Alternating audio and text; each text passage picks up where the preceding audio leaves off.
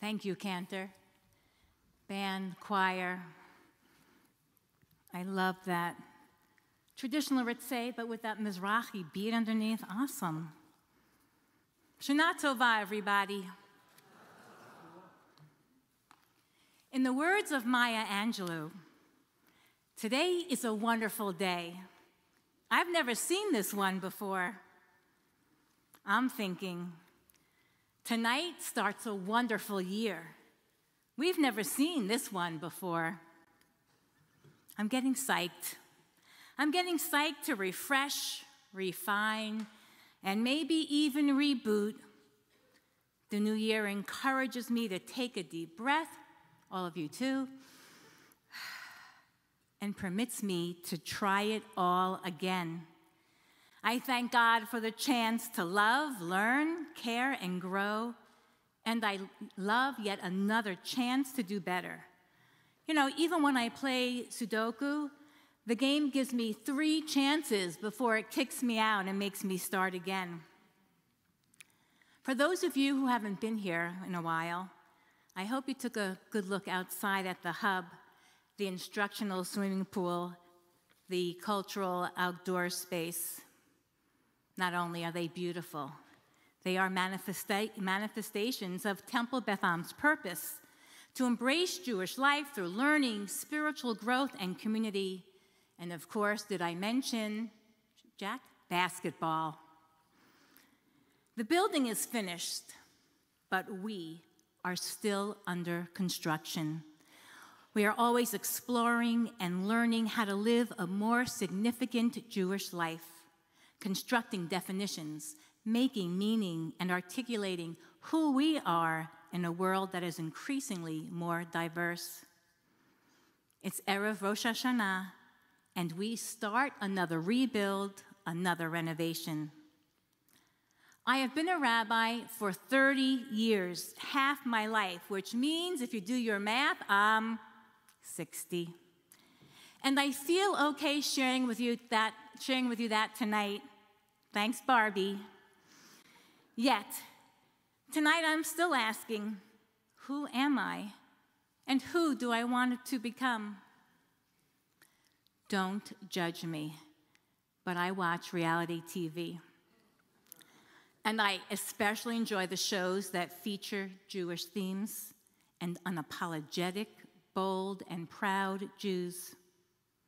A favorite of mine is Jewish matchmaking on Netflix, and not just because I have single daughters. I even went to see the matchmaker herself, Eliza Ben Shalom, speak live. And we here at Temple Beth Am are lucky enough to have her coming to the hub in the spring. Mark your calendars. Eliza, an Orthodox matchmaker, is straightforward about how she observes Judaism and the ways it makes her life meaningful, how it enriches her family life, gives a structure to her professional life, and even how it helps her love life. She doesn't diminish herself, other Jews, or their Jewishness. No Jewish mother jokes and no Jewish husband jokes. Rather, with pride and joy, Eliza asks the daters on her show to describe their Jewish observance and to describe how important it is to meet someone with the same level of observance. No matter what type of Jew she speaks with, from those with Hebrew tattoos and piercings to kippot and tzitzit, sometimes all of those things, she asks the questions we should be asking ourselves tonight. Could I explain what it means to be a Jew? Could I explain to someone what I love about being Jewish? Could I explain what Judaism values? Could I explain my love for Israel, its paramount prominence to the Jewish people?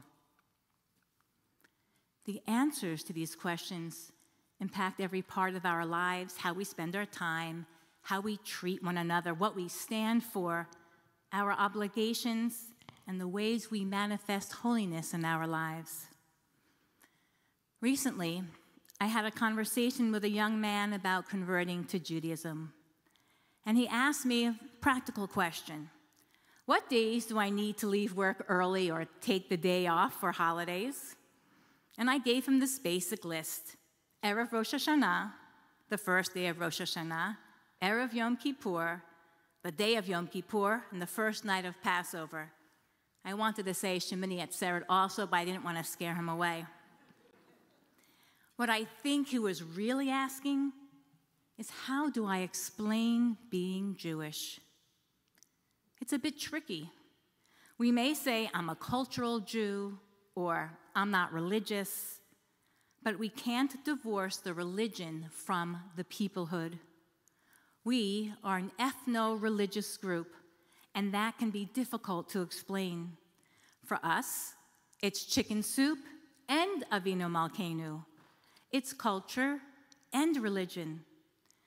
We eat food this time of year that varies by origin and custom.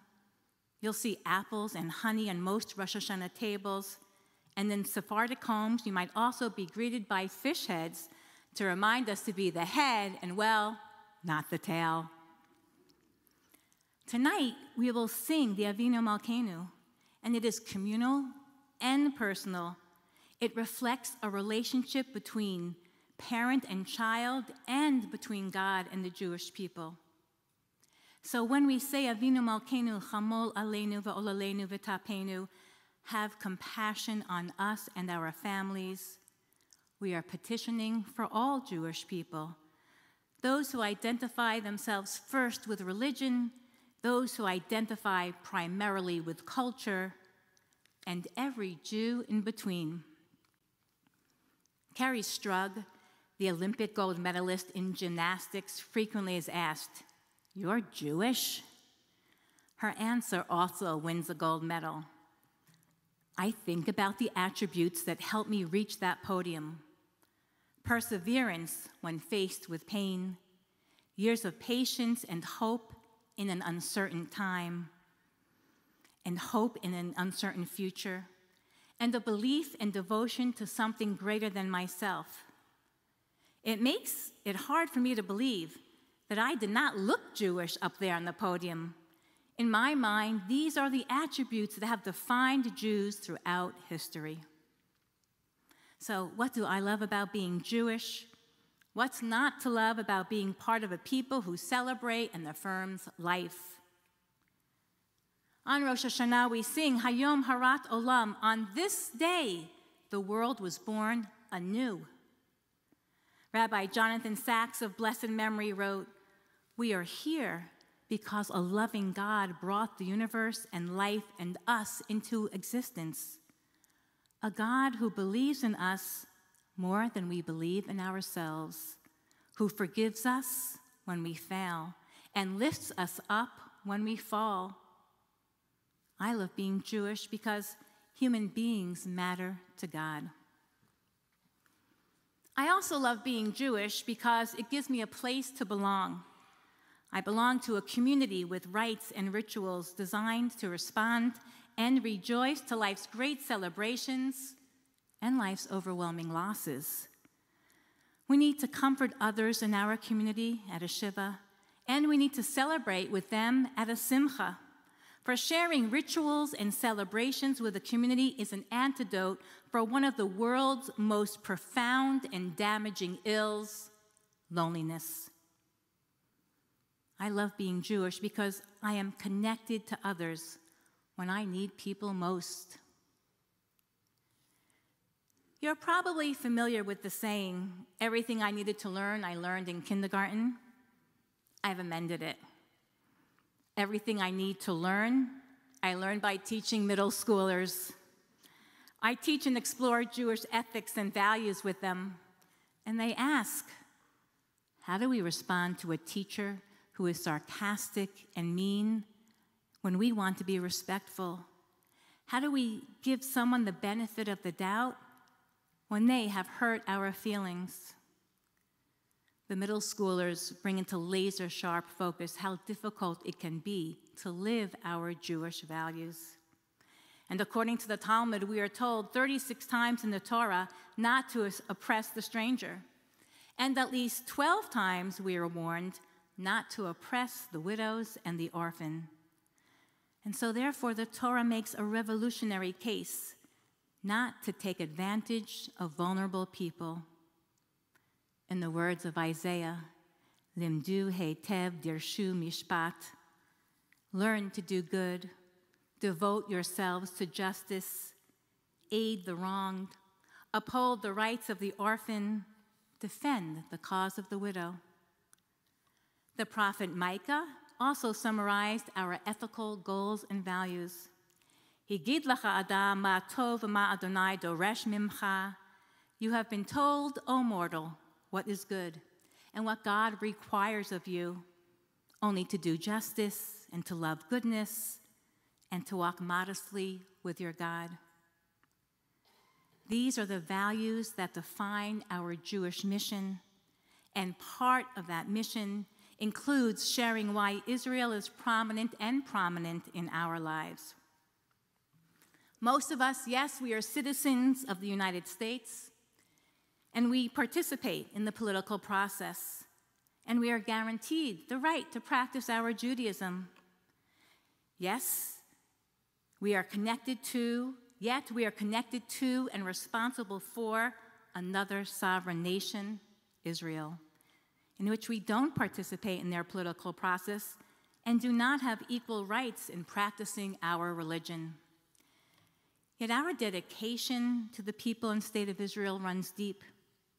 It is rooted in shared history and heritage, spirituality, faith, and hope. As an impressionable 18-year-old on my first trip to Israel, I was very surprised when one of the Israeli leaders said to me, I can't do the accent, but imagine it.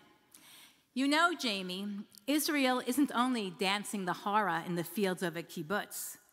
There are a lot of problems here too, but it's our country. His words are still true today. And even while I danced the hora again last spring in Israel, I also protested the judicial overhaul. But the bottom line is, Ein li eretz acheret. I have no other country. Ehud Manor wrote those words in 1982 during the First Lebanon War. And the song makes a resurgence during crises like the current one, and it's sung practically at every protest rally. Ein li eretz acheret, gam im admati boeret. Ein li eretz acheret, gam im admati boeret. I have no other country, even if my land is aflame. As an American citizen, I have America, and I am grateful. If I were a Canadian citizen, I'd have Canada. But as a Jew, I have no country but Israel. There are between 15 and 16 million Jews, about 0.2% of the world's population. There are over 7.1 million Jews living in Israel. That's almost half the Jews in the world. They are half of us, and I won't leave them behind. I'll march for them, and I'll march with them. The hope of the Jewish people to be a free people in our own land is not over. It's not finished. It, too, is still under construction. My father-in-law, Chaim Zichrono Livracha, died in June. He was a Jewish carpenter, but not the one that caused so much turmoil.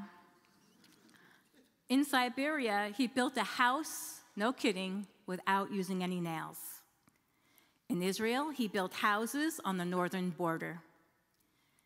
In Pinecrest, he put up the plywood hurricane shutters that were the envy of the neighborhood before we all got impact windows.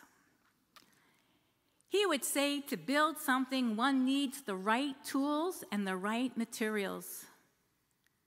That always astonished me when he said that, because his tools never looked like the right ones, the ones I see in Home Depot. He still had tools from Siberia. His hammer was rustic and well-worn on both ends. His level looked like he made it himself, which of course he did. Our tools, the tools of Jews under construction, are the life-affirming traditions of those who came before us, the values, mitzvot, and teachings of Torah, the prayers that inspire us to grow in a relationship with God and each other. Our tools are our dedication and our support for the state of Israel, the one Jewish country. We use these tools again and again. Like a worn hammer, they hammer out our truth, they reinforce our foundation, and they secure our future. It's a new year, and we've never seen this one before. Let's build a purposeful and meaningful Jewish life, and let's do it together. Ken Yeh Ratzon. May this be God's will for all of us.